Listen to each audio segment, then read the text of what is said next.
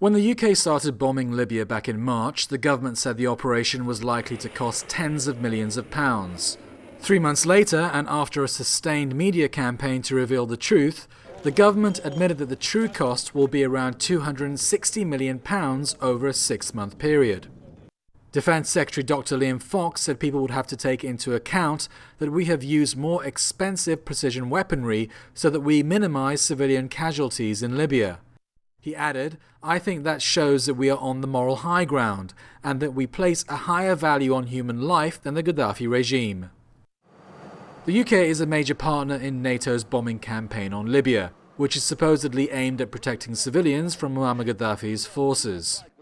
NATO says it only targets Libyan government troops and command and control centres. But Tripoli says the bombing campaign has caused at least 800 civilian casualties and has done severe damage to infrastructure.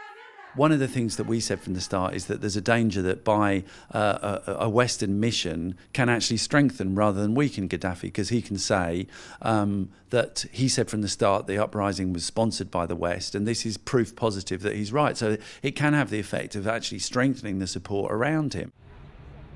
The Libya campaign is unpopular with many Britons who say the UK can't afford a war at a time when the government is imposing draconian public spending cuts at home because of the financial crisis. And frustration is likely to grow as the conflict drags on with no obvious end in sight.